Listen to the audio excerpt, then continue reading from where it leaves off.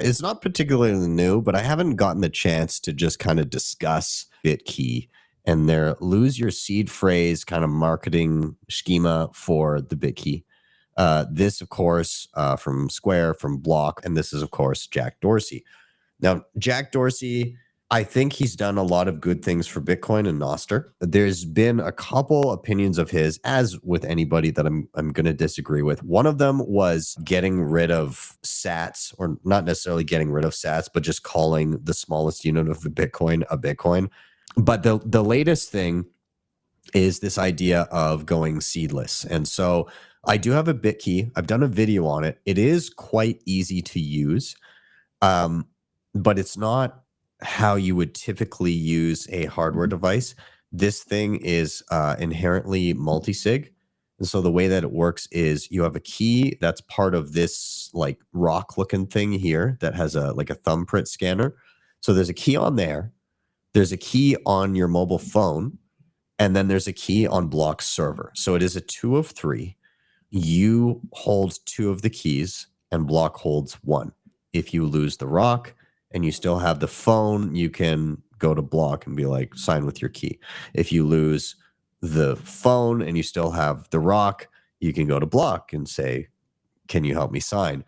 There's also contingency plans where you can have trusted people that you know be a secondary backup for, I think the phone key is the way that they do it.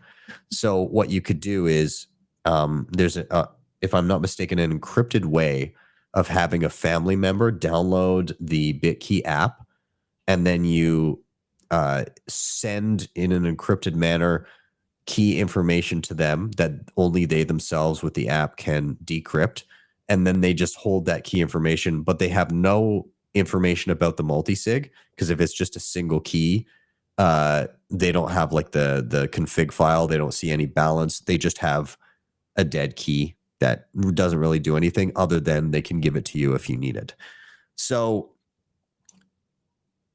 before I give kind of my take on this, I just wanted to describe how it works. Let me break this down for my fellow Bitcoiners. In just 8 weeks, I've seen a serious shift. More strength, more energy, and fast muscle gains. The reason? FITSCRIPT. They ran 124 biomarkers, blood, hormones, inflammation, and built a fully custom plan: nutrition, training, supplements. No guesswork, no templates.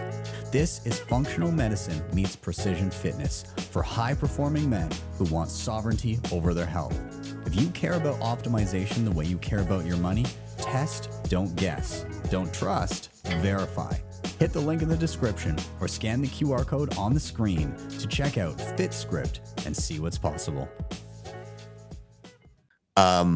Nathan. Yes. How do you feel about what they've done there and the idea of getting rid of seed phrases? Not good. But I have a few points I want to make. One, of course, we're not going to agree with everyone. Like, Jack has done a lot of great work, and he's done some things I disagree with. In fact, I disagreed with you about 10 minutes ago when you said small state, Ben. The answer is no state, all right? We can't always get these things right. Second, I've never heard it called a rock before, and so not having Dwayne Johnson promote it was a huge miss on their part. Yeah, that's sad. But the thing that I don't like about this sort of idea, and I understand what they're going for, there is a need for that simple kind of, and the problem is I almost view it as like a transitionary tool as you're getting more familiar. It's an improvement upon a hot wall. It's an improvement, definitely improvement upon being on an exchange. But you want to set things up so that you're encouraging best practices, best sort of security consideration. So the fact that you're not getting a seed, that you're like you have to use it on their app as well too, right? I want the idea that like, no, whatever you might be using, you can take your private key with you to a different device. You don't have to use the like Ledger Live. You can go to Sparrow. Don't use Ledger Live. That's a bad idea. Don't use Ledger Live. You can go to Sparrow or Nunchuck or Keeper or Blue Wallet. Like part of the adversarial environment giving you that additional security is your ability to move from one developer of different devices or even just software and bounce around. And again, Bitcoin is responsibility go up as well too. You want to encourage people to be taking more responsibility for their money. So what I don't like is that it's stopping them from continuing that journey, and it's normalizing using a paired device and software with the inability to go anywhere else and not encouraging you to continue learning about Bitcoin. Yeah, that's fair. And so there's a couple things here. number one, I would say that again, the seedless and the making it kind of you're locked into their ecosystem. I don't like that. I don't like the lack of ease of migration. And part of that comes with the fact that it's seedless and it's operating on, however the hell they've decided to lay it out. So not a fan of that. Secondarily, this is, you think hardware, you think cold storage, but technically speaking, I would say at best this is like warm, right? Because, well, I mean, we don't really know because we don't know what blocks key is. So, but that's like a server. I think it's a server. It's like got to be a server key, like which a means remote. that, yeah. Yeah, the key is on the server. And so that means that out of the 3 keys, 2 of them are like hot. Yep. So, you get a cup of tea and you drop an ice cube in it, your ice cube's gone. So nonetheless, yeah, it's not kind of true cold storage. Yeah, and so that's kind of funky to me too. So I guess kind of what's saving you here a little bit is the fact that it's multi-sig, the fact that block has 1 key, but there's still that risk of, your phone gets compromised and then there's the block hotkey. So it's kind of something about it is not super appealing to me. Now, I do see a path where I think that this, like in terms of the not having seeds, this does kind of show a path where you could just have things to take care of that aren't complicated, where it could be simple, but I would like it to give you the option to get the seeds of each key as well. Yep. This is kind of like when Casa was seedless, because they actually advised people initially, because there were 3 of 5 for the 3 of 5 multi-sig setup for Casa. They were like, yeah, you're going to set up this device, like your 4 devices. And they're like, yeah, and you're not going to keep seeds for them because it's redundant enough. You don't need backups of them. But I think they actually ran into, like, they just had clients that ran into issues and were losing keys and they had to swap keys out more often than not. So I think they stopped advising that. So I'm quite skeptical of the seedless thing. Now, in terms of security, I don't think it's quite as horrendous as everybody's making it out to be. Like, this is better than leaving it on an exchange, for instance. Oh, yeah. And if a person would not have done anything if it wasn't this simple, because it is really simple to use, then I'd say that this is better than doing nothing. So, like, there's that positive. Maybe you're going to capture some of the people that were like, I don't want to do a single thing. And you're like, but look at this cool rock and you can put your thumb here. And they're like, all right, I can do that. So maybe that's a silver lining. I don't know, man. No, I think it's very much like it's a life jacket, right? It's a life jacket. The end goal should be that you learn to swim. But if you need the life jacket for now, that's totally fine. It's completely respectable. That hopefully you continue on your journey. There is a place for this. There is a need for it, but it's not supposed to be the end point. And I'd say even too, like, of all the things they've done, the seedless is annoying, and I don't think it's the right idea. But okay, the main reason that I would not be comfortable necessarily recommending this is because there's no screen.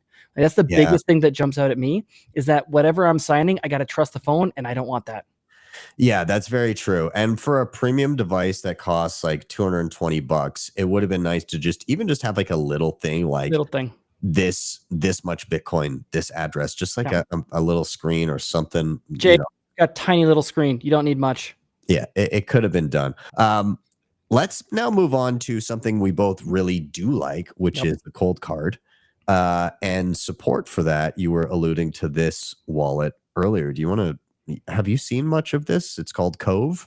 So yeah, Cove Simple Bitcoin Wallet pairs with Cold Card. I'm really excited. I actually haven't played around with this one yet, because I'm not sure if I can throw it on Android, but it just came out for Apple. But from what I'm getting feedback from some of the mentors and things that I've read and heard as well too, is they've done a really good job of, it's just a on-chain, simple Bitcoin wallet, but it's another option for pairing with devices like the Cold Card with QR and NFC support, which I think is really important. Because even just this week, right, I have wonderful clients that I'm working with, and I'm having them set up, both Sparrow and Nunchuck. But it would be nice to have something that, because I believe Blue Wallet, I can only do a watch only. I can't actually sign with the Cold Card on it. It would be really nice to have a simple mobile interface that I can pair with the Cold Card and use that. Which, by the way, if you have any other suggestions of Cold Card mobile that pair and are easy to use besides Nunchuck or Keeper, toss those in the comments for me. I'm actually looking for ideas.